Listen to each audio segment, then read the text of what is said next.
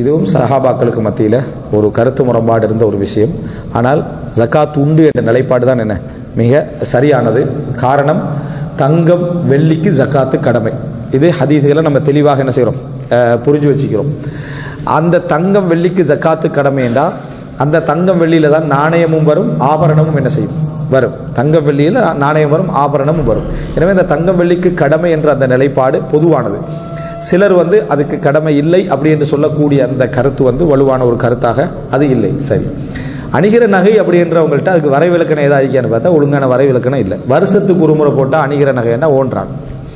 வருஷத்துக்கு ஒரு முறை போட்டாச்சு, கலட்டி வச்சாச்சு, அணிகிற நகை. அப்போ ஜக்காத்து கொடுக்காம என்ன செய்யணும், எங்கேயா ஒரு ஃபங்க்ஷனுக்கு என்ன செஞ்சிடணும், போட்டுறணும். போட்டுட்டா அதை என்ன செய்யும், அணிகிற நகையாக என்ன செஞ்சிடும், மாறிவிடும். இப்படி தான் அதில் என்ன செய்திருக்கு.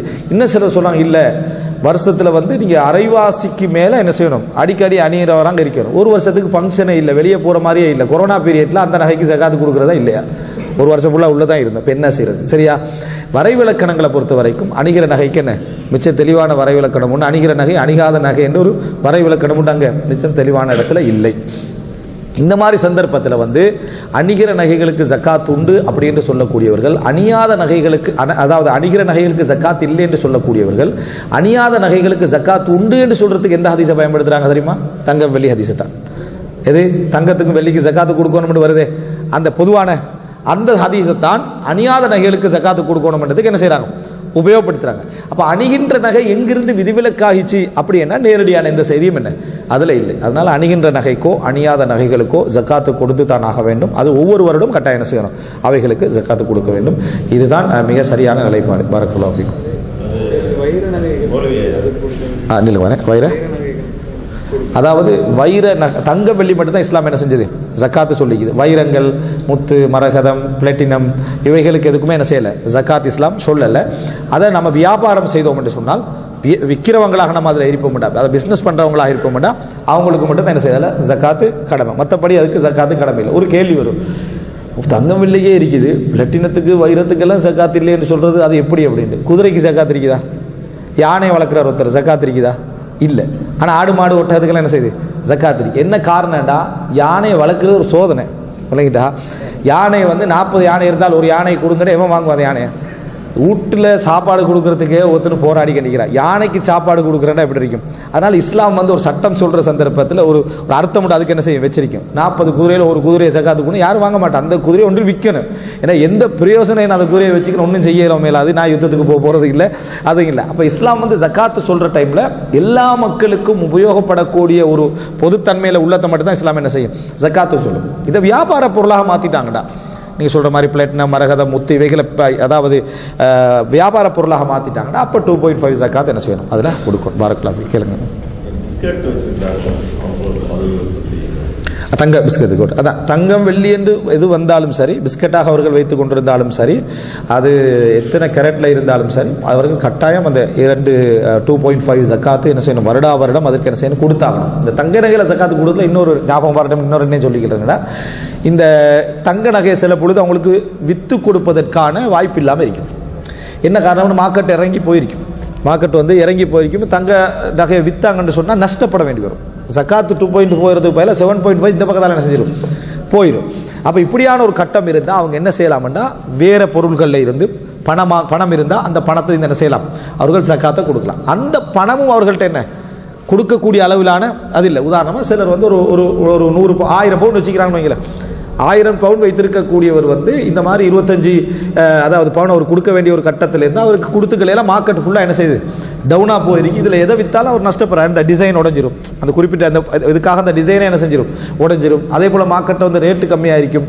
அவர் வேற ஒன்றில் கொடுப்பதுக்கு அவருக்கு பணமும் இல்லை என்றால் அவர் என்ன செய்யணும்னா, அவருடைய நியாயமான ரீசன் அவருக்கு இருக்கிறதால இஹ்திசாப், அவர் அதை கணக்கில் வச்சுக்கணும். என்ன செய்யணும்னா, இந்த வருஷம் நான் எவ்வளவு கொடுக்கணும், அடுத்த வருஷம் என்னது இன்னொரு 25 பவுன் கொடுக்கணும், 1000 பவுன் சரியா இன்னொரு 25 பவுன் கொடுக்கும். 3 வருஷத்துக்கு பிறகு அவருக்கு விற்கிறதுக்குரிய மார்க்கெட் என்ன செய்யுது வந்துருதுன்னா, அந்த 3 வருஷத்துக்கு சேர்த்து அவர் அந்த 3வது வருஷம் என்ன செய்யணும், அவர் கட்டாயம் கொடுக்கணும். ஜக்காத்தை பொறுத்த வரைக்கும் யஜிபு அலல் ஃபௌர், உடனே என்னது கடமை. தொழுகை எப்படி கடமையோ அது மாதிரி ஜக்காத் உடனே கடமை. ஆனால் யாருக்கு அதை கொடுப்பதற்கான வாய்ப்பு இல்லையோ, கொடுப்பதற்கான பொருளாதாரம் கையில இல்லையோ, அதாவது பொருளா இருக்குது ஆனா பணமா என்ன கொடுப்பதற்கான வாய்ப்பு இல்லையோ, அவர் இதை என்ன செய்யலாம், வெயிட் பண்ணி விற்கிறத டைமுக்கு வந்த உடனே என்ன வித்து விடலாம். இஸ்லாம் சொல்லல நீ நஷ்டப்பட்டாலும் பரவாயில்ல என்ன செய் எல்லாத்தையும் வித்து போட்டு ஜக்காத்தை கொடுன்னு இஸ்லாம் என்ன செய்யலை, சொல்லலை.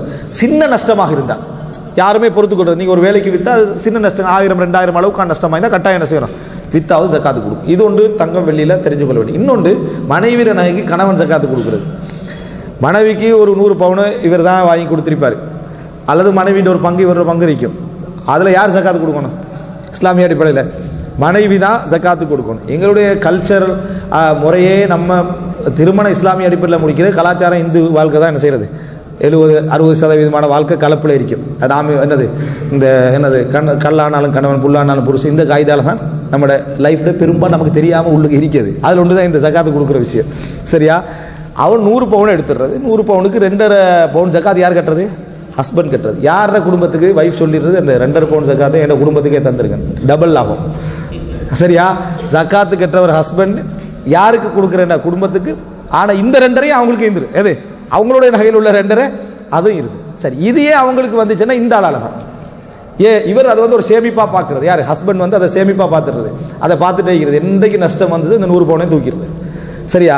நீ என்னுடைய மனைவி, நீ எனக்கு தராட்டி வேற யாருக்கு கொடுப்பாயிரும், அவங்கள என்னது கலானாலும் கணவன் புல்லானாலும் புருஷன் லிஸ்ட்ல இந்த பணத்தை அவங்களுக்கு கொடுத்துடுறது. அதனால இவர் ஜக்காத்து கட்டுற கடமை இவருக்கு வந்துட்டு. என்ன பணம் யாரு? இப்ப இன்டெரக்டா பார்த்தா இவர் தான் பேங்க்ல சேவிங்ல இவர பணத்தை வச்சிக்கிற மாதிரி தான் மனைவிட்ட என்ன செய்யறது, கொடுத்து வச்சிக்கிறனால ஜக்காத் இவர் கட்ட வேண்டிய ஒரு கட்டம் என்ன செய்யுது, வந்திருக்கிறத பார்ப்போம். இஸ்லாமிய அடிப்படையில் அப்படி இல்லை. ஜைனப் ரலியல்லாஹு அன்ஹாட்ட நகைகள் கொஞ்சம் இருக்குது, ஜக்காத்து கொடுக்க வேண்டியது. யார் ஜைனப் ரலியல்லாஹு அன்ஹா? அப்துல்லா இப்னு மஸ்ஊத் ரலியல்லாஹு அன்ஹுடைய மனைவி. அவங்க வந்து கொஞ்சம் கைத்தொழில்கள் செய்வாங்க. ஜைனப் ரலியல்லாஹு அவங்க வந்து கைத்தொழில்கள் செய்யக்கூடிய ஒரு பெண்மணியாக இருந்தாங்க. செஞ்சு வித்து பணங்கள் எல்லாம் வச்சிருந்தாங்க. பணம் என்ன தங்கம், அதை வச்சிருக்கிறாங்க. இப்போ அப்துல்லா இப்னு மஸ்ஊத் ரலியல்லாஹு ஒரு செலவினத்துக்கு ஜக்காத்து கொஞ்சம் தேவைப்படுது. கணவருக்கு மனைவி என்ன செய்யலாம், ஜக்காத்து கொடுக்கலாமா இல்லையான்னு தெரியாது. அப்போ அவர் சொல்ற, நான் கொஞ்சம் கஷ்டத்தில் தானே இருக்கிறேன், நீங்கள் என்ன செய்ய, உங்களோட ஜக்காத்தை எனக்கு தாங்கன்றாங்க. நம்மளோட காலத்தில் அதை கேட்டு இருந்து மனைவி இல்லைன்னு சொன்னான்னு வைங்களேன், எங்கள்கிட்ட மார்க்க கேள்வியே வந்திருக்கும். எப்படி கேள்வி வந்திருக்கும்னா, இந்த மனைவி கொஞ்சம் எரகண்ட் ஆகிக்கிறா, கொஞ்சம் அடம் புட்டிக்கிறா, இது மார்க் அடிப்படையில் கூடுமாண்டு. என்னடான்னு விஷயத்தை கேட்டு பார்த்தா ஜக்காத்தை தரையலான்னு சொல்லிட்டான். தரையலான்றது அவள்கிட்ட உரிமை, தர இயலாதுன்றது அவளுடைய உரிமை. அவள் கோடீஸ்வரியாக இருந்தாலும் சோறு போடுறதா உன்னோட கடமை தான். அவள் நான் எதையும் நான் தரமாட்டேன், நீ எனக்கு என்ன செய்யணும், சாப்பாடு போடணும் அவள் சொன்னானா நீ என்ன செய்யணும், உன்னுடைய கடமை. அபிமா அம்ஃபக்கும் மின் அம்வாலிஹிம், இது இஸ்லாம் சொல்லியிருக்கிற விஷயம். ஆனால் இன்றைக்கு இந்த என்ன மியூச்சுவல் அண்டர்ஸ்டாண்டிங் அப்படின்ற பேரில் 2 பேரும் சேர்ந்து எல்லாத்தையும் செய்ய முடியும், தலாக் வந்தோடனே பெரிய பிரச்சனை. சரியா? ஜைனபுல்லாங்க என்ன சொன்னாங்க தெரியுமா, ரசூலுல்லாஹ்கிட்ட கேட்டுட்டு உங்களுக்கு என்ன செய்கிறேன், நான் தீர்ப்பு சொல்கிறேன். அது அப்துல்லா பின் மஸ்ஊத் பெரிய கொடுமையாக பார்க்கல. சரியா? அப்போ அவங்க போகிறாங்க. போனால் அந்த இடத்துல வந்து அன்சாரி பெண்ணு இருக்கிறாங்க ரசூலுல்லாஹோட வீட்டு வாசல்ல. எந்த கேள்வி தான் அவங்களோட கேள்வி, நான் என்ன கேட்க வந்தனோ அதே கேள்வி. இப்போ அங்கேயும் அது கேட்டிக்கிறார் ஹஸ்பண்ட், அதுக்கு மனைவி என்ன செஞ்சுக்கிறா, ரசூலுல்லாஹ்கிட்ட கேட்போம்னு வந்துக்கிறாங்க. இப்போ ரசூலுல்லாஹ்கிட்ட கேட்போம்னு வந்த உடனே பிலால் ரலியல்லாஹு அன்ஹு வராங்க. வந்த உடனே இந்த அப்துல்லா பின் மஸ்ஊத் வைஃப் சொல்கிறாங்க, நான் சொல்ல வேணாம், கேள்வியை மட்டும் கேளு. ரசூலுல்லாஹ்கிட்ட என்ன கேள்வியை மட்டும் கேளுங்க, நான் தான் கேட்டேன்னு சொல்லுவான். உள்ளுக்கு போறாங்க. போன உடனே கேள்வியை கேட்டேன். ரசூலுல்லாஹ் கேட்குறேன், யார் கேட்டது இந்த கேள்வின்னு கேட்குறாங்க. சில நேரத்தில் கேள்வி கேட்டவங்ககிட்ட டீட்டெயில்ஸ் கேட்குற பிள்ளை இல்லை சில நேரங்களில். சரியா? அப்புறம் ரசூலுல்லாஹ் யாருன்னு கேட்குறாங்க. அப்புறம் சொல்றாங்க என்னது ஜெய்னப் அப்படின்றாங்க. ஐயு ஜெயானி, எந்த ஜெய்னப்னு கேட்டாங்க ரசூலுல்லாஹ். எந்த ஜெய்னப்னு ரசூலுல்லாஹ் கேட்குறாங்க. அப்துல்லா பின் மஸ்ஊத் ஜெய்னப் அப்படின்றாங்க. கேட்ட ரசூலுல்லாஹ்களை கேட்குறது டீட்டெயில்ஸ். அப்படியா?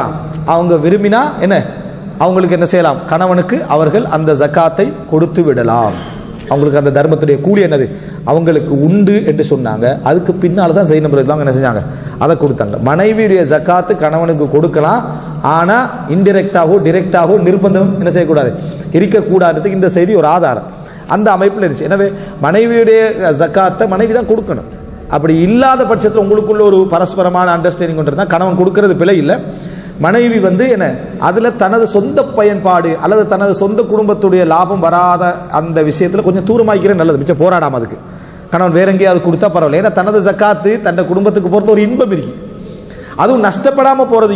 இந்த 2.5% போகாம போறது, அதுல என்ன டபுள் இன்பம் என்ன இருக்குது, அதை மட்டும் கொஞ்சம் கவனத்தில் எடுத்துக்கொள்ளணும். மற்றபடி கணவன் கட்டுவதில் என்ன பிழை இல்லை. இந்த 2 தங்கம் சம்பந்தமான விஷயத்தை குறிப்பாக சொல்லிக்கிறேன்.